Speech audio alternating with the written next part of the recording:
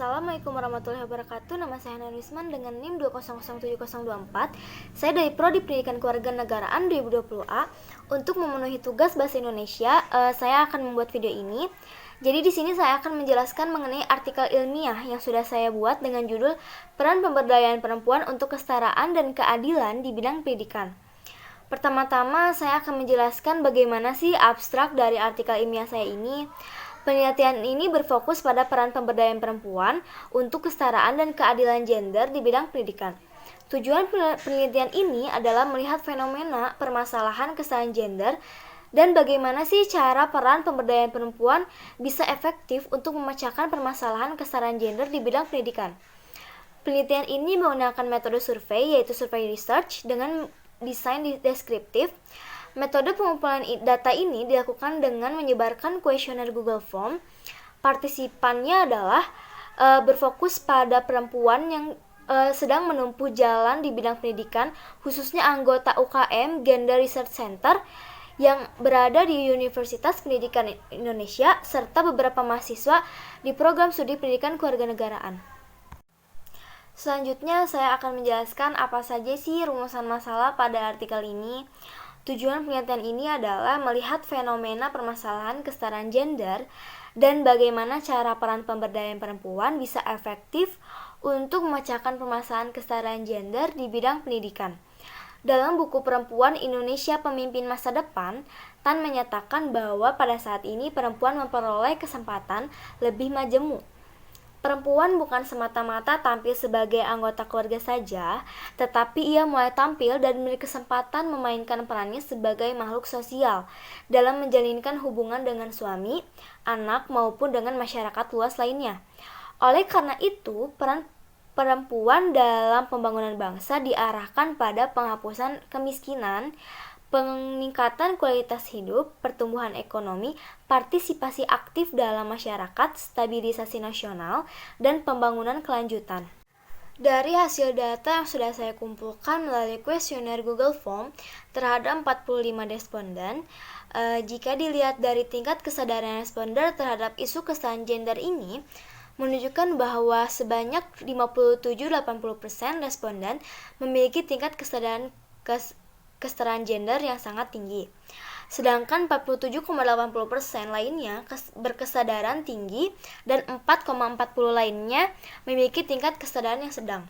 Hasil ini didapatkan dari pengolahan data berdasarkan jawaban-jawaban responder terhadap pertanyaan yang sesuai dengan indikator kesetaraan gender.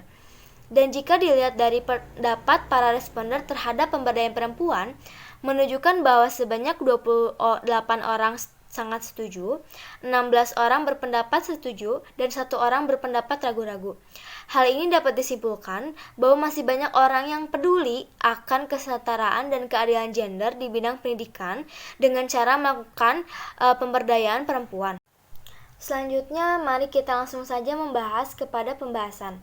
Di bidang pendidikan, makin banyak wanita yang dapat menempuh pendidikan melalui jalur sekolah yang ditunjukkan oleh makin meningkatnya rasio murid wanita terhadap pria pada berbagai jenjang pendidikan. Peningkatan derajat pendidikan wanita tersebut membawa dampak terhadap meningkatnya partisipasi wanita dalam dunia usaha. Di bidang ketenagakerjaan, ribuan wanita ibu rumah tangga menjadi tulang punggung ekonomi keluarga.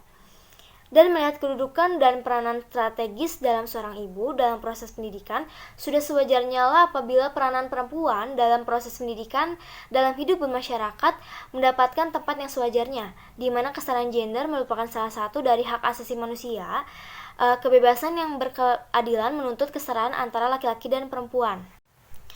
Hal ini menunjukkan bagaimana pendidikan nasional Indonesia telah menembus hambatan-hambatan diskriminasi gender. Kesempatan yang sama untuk meraih ilmu pengetahuan bagi pria dan wanita telah dijamin melalui Undang-Undang Sistem Pendidikan Nasional, Undang-Undang Hak Asasi Manusia, dan berbagai peraturan lainnya.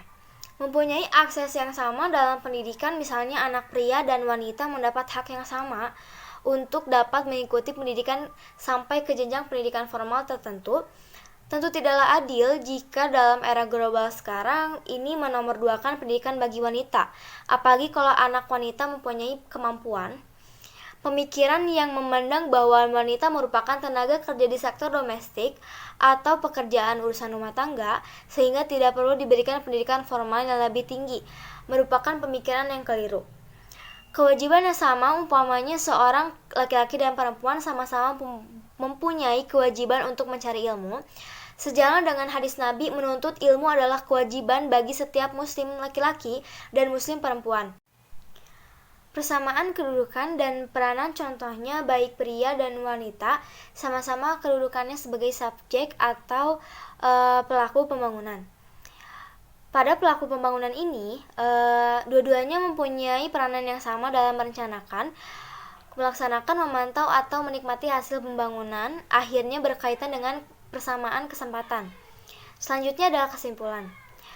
Sebagaimana yang telah dijelaskan di atas, dan dapat disimpulkan bahwa kesetaraan gender di bidang pendidikan dapat dikendalikan dengan cara memberdayakan perempuan. Hal ini sangat menguntungkan bagi kaum perempuan, yaitu mempunyai akses yang sama dalam pendidikan. Misalnya anak pria dan wanita mendapatkan hak yang sama untuk dapat mengikuti pendidikan sampai ke jenjang pendidikan formal. Tentu tidaklah adil jika dalam era global sekarang menomorduakan pendidikan bagi wanita, apalagi kalau anak wanita mempunyai kemampuan. Pemikiran yang memandang bahwa wanita merupakan tenaga kerja di sektor domestik atau pekerjaan urusan rumah tangga sehingga tidak perlu pendidikan formal yang lebih tinggi merupakan pemikiran yang sangat keliru. Sekian dari saya, terima kasih. Wassalamualaikum warahmatullahi wabarakatuh.